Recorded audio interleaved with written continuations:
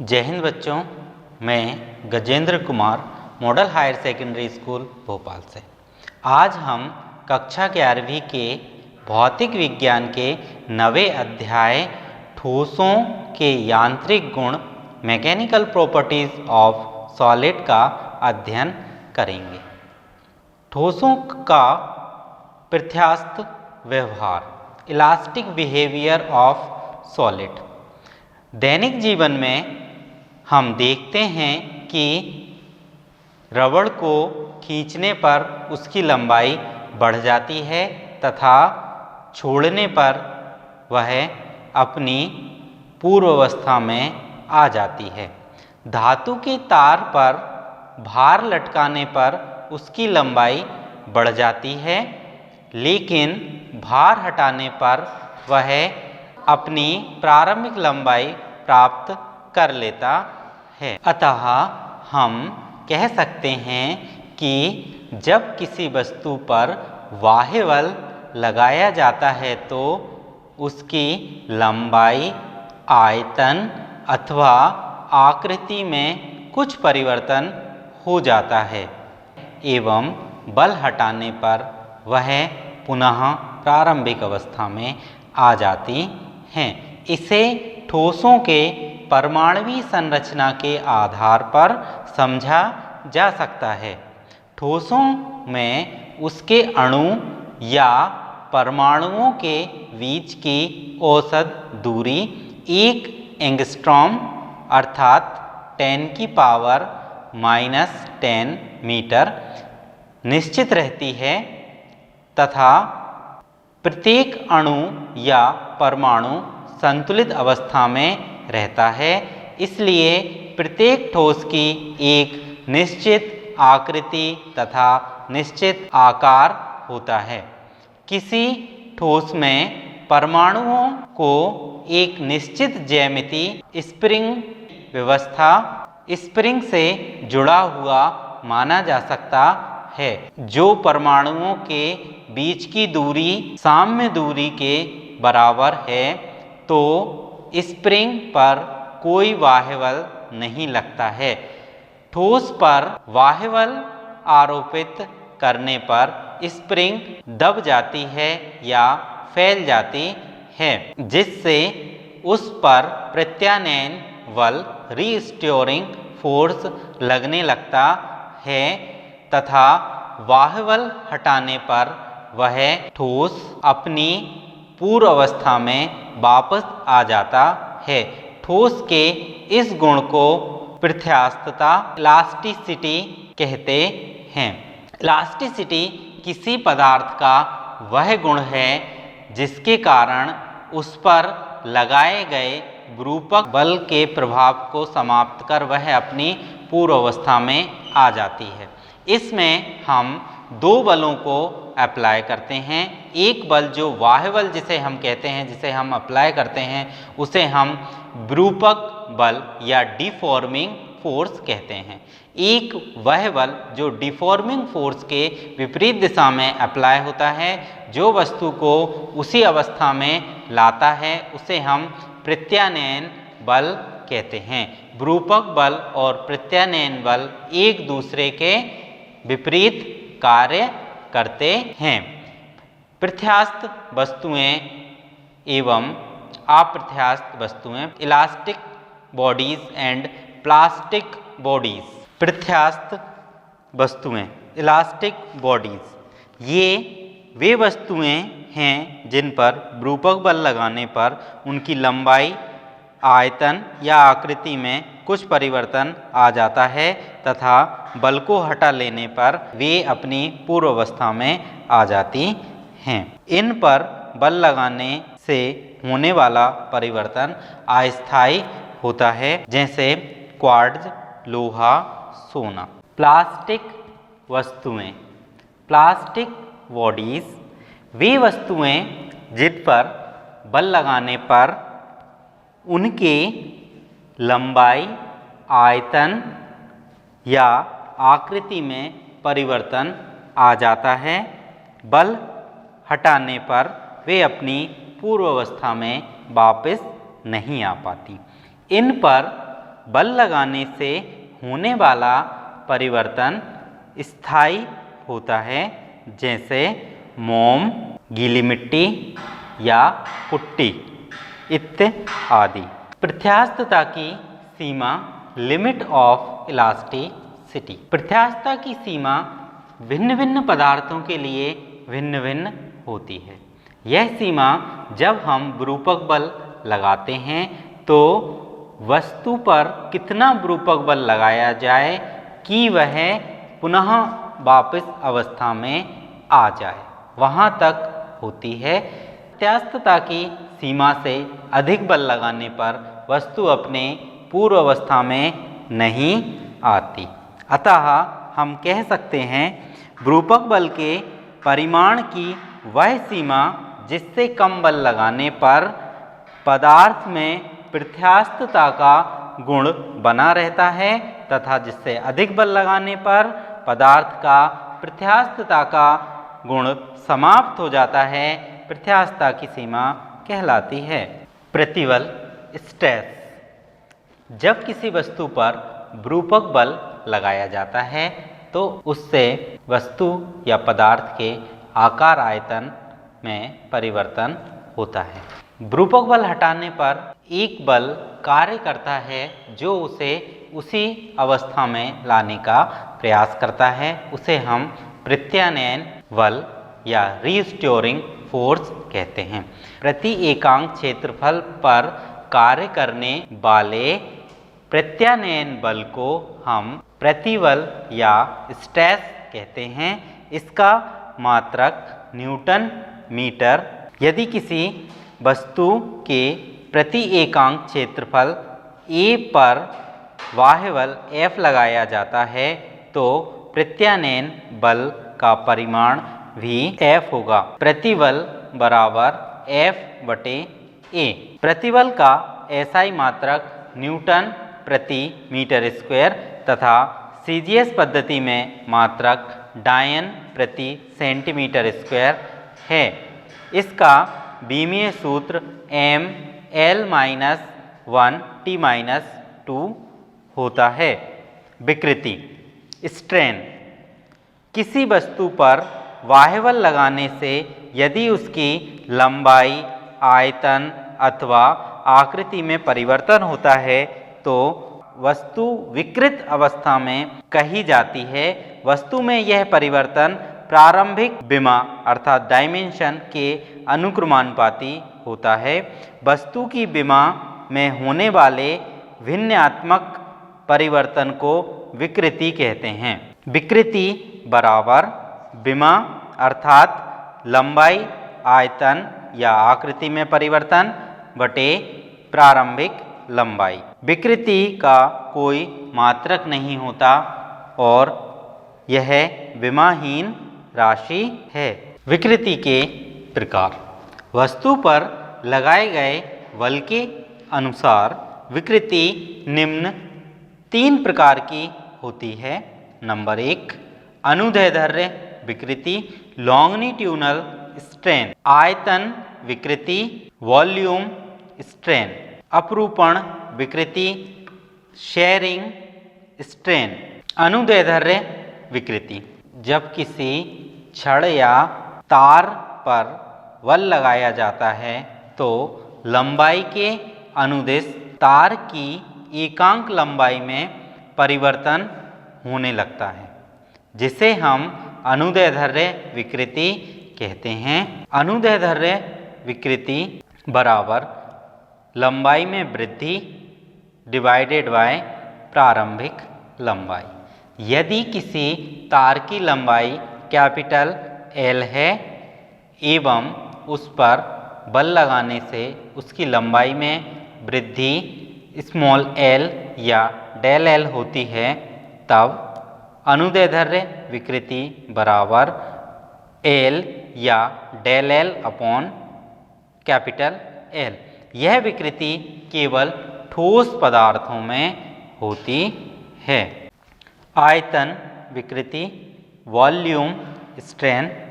यदि वस्तु पर बाह्य बल इसके पृष्ठ के लंबवत इस प्रकार लगाया जाता है कि वस्तु के आयतन में परिवर्तन होता है, तो वस्तु के एकांक आयतन में होने वाले परिवर्तन को आयतन विकृति कहते हैं।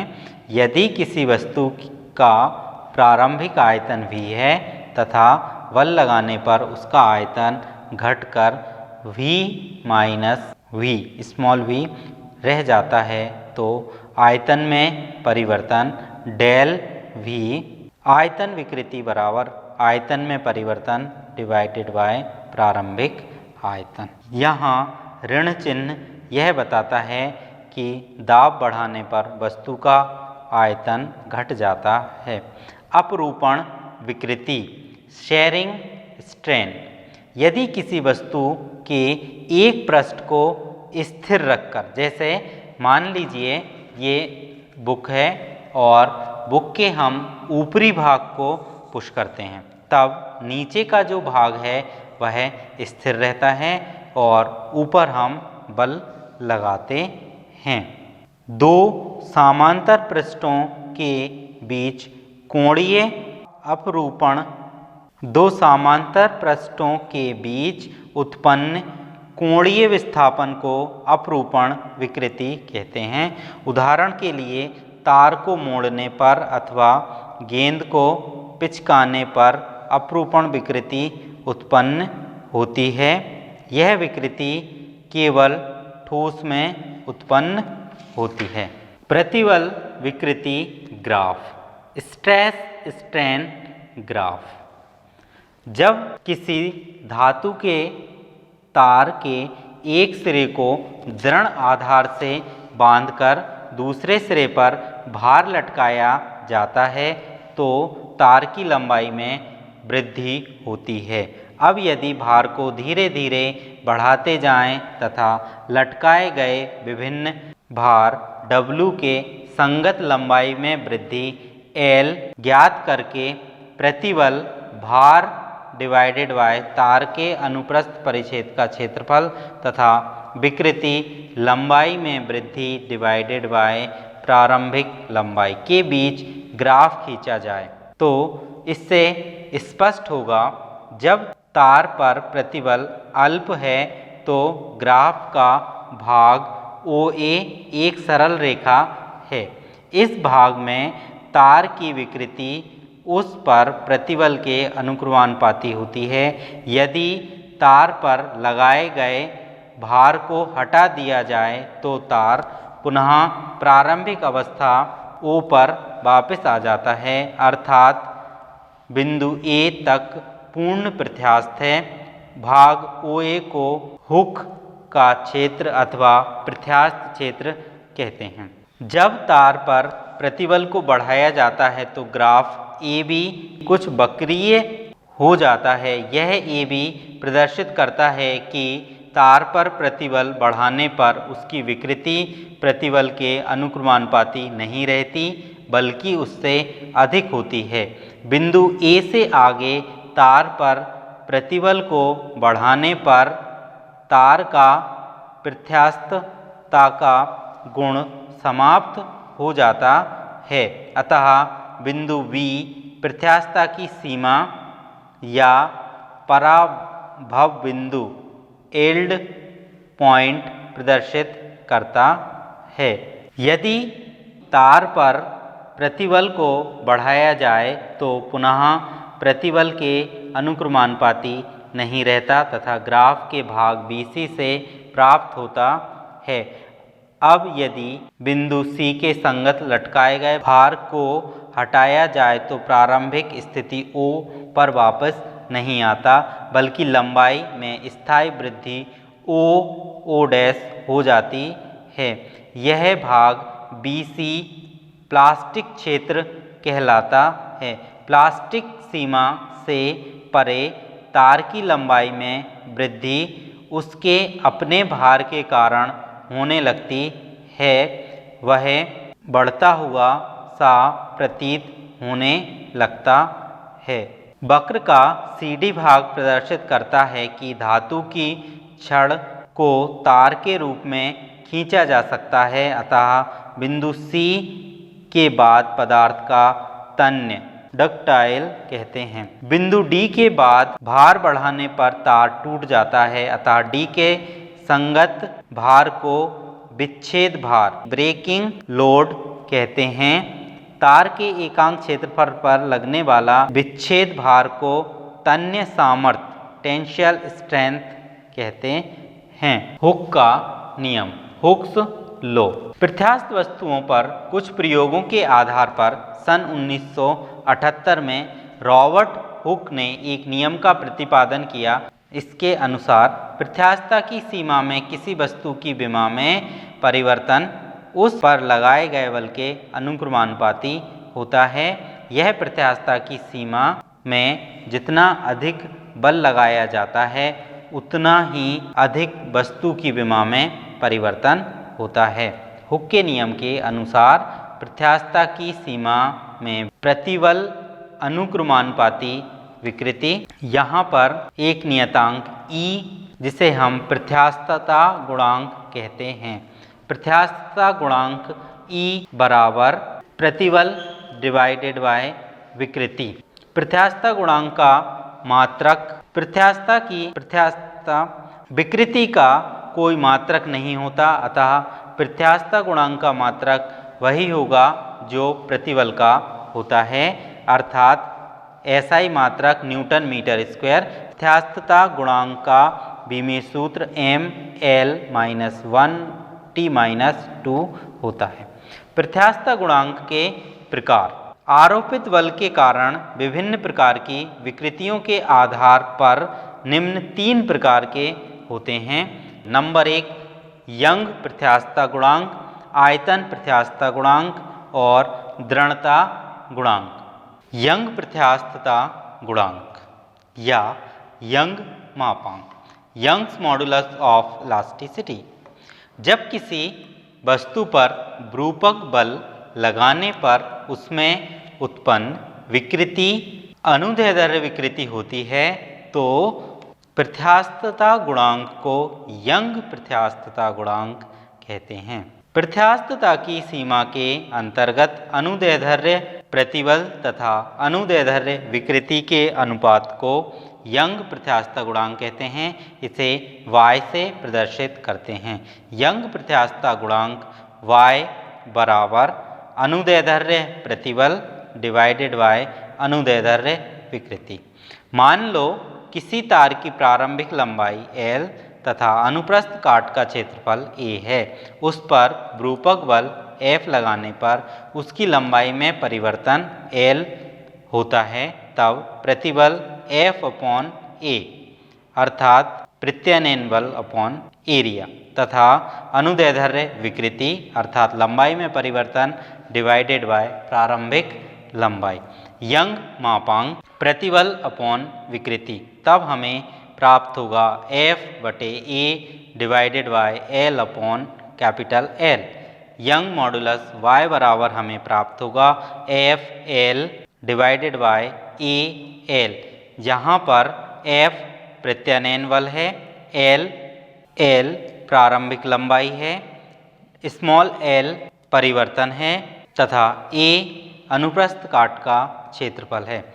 यंग मॉडुलस पतले तार का कम एवं मोटे तार के लिए अधिक होगा।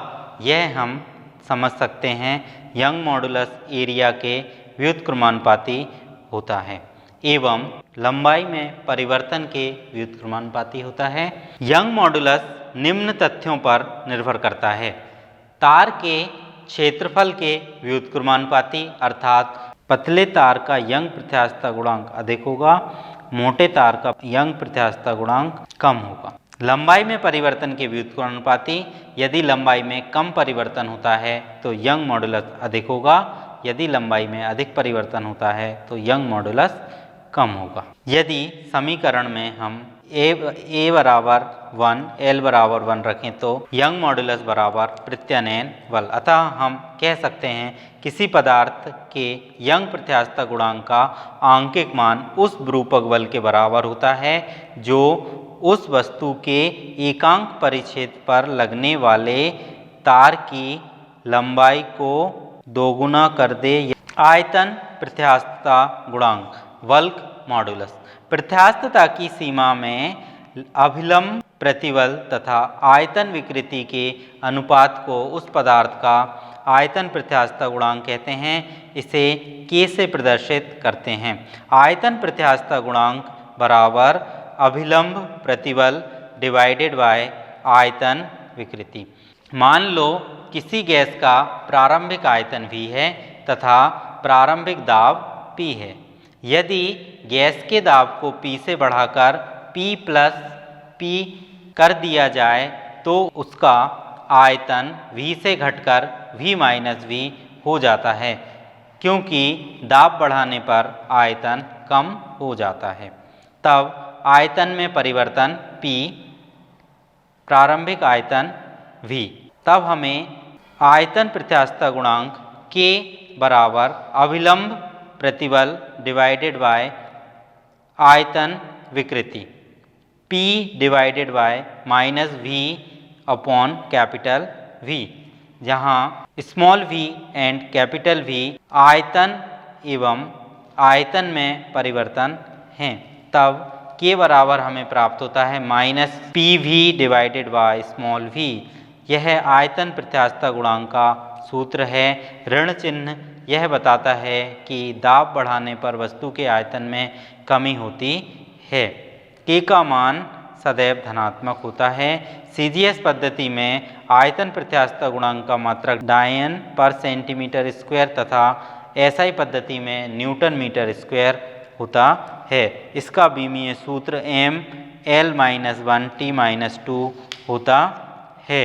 Modulus of rigidity. प्रत्यास्थता की सीमा के अंतर्गत अपरूपण प्रतिबल तथा अपरूपण विकृति के अनुपात को उस वस्तु के पदार्थ का दृढ़ता गुणांक कहते हैं। इसे ईटा से प्रदर्शित करते हैं। दृढ़ता गुणांक बराबर अपरूपण प्रतिबल डिवाइडेड बाय अपरूपण विकृति। ABCDEFGH एक घनाभ है जिसकी निचली सतह BCHG को स्थिर रखकर ऊपरी सतह ADEH पर स्पर्श रेखा में F बल लगाया जाता है, तब उसमें उत्पन्न कोणीय विस्थापन थीटा होता है। अपरूपण विकृति थीटा बराबर थीटा। यदि ऊपरी पृष्ठ का क्षेत्रफल A हो तो अपरूपण प्रतिबल F/A। दृढ़ता गुणांक नीटा बराबर F/A डिवाइडेड बाय थीटा। यहाँ हमें प्राप्त होगा नीटा बराबर F/A इंटू थीटा। यह दृढ़ता गुणांक के लिए व्यंजक है। यदि A बराबर 1 तथा थीटा बराबर 1 हो तो नीटा बराबर F। अतः किसी वस्तु के पदार्थ का दृढ़ता गुणांक उस बल के बराबर होता है जो वस्तु के एकांक क्षेत्रफल में एकांक रेडियन की अपरूपण विकृति उत्पन्न कर दे। इससे आगे हम अगले लेक्चर में पढ़ेंगे। जय हिंद।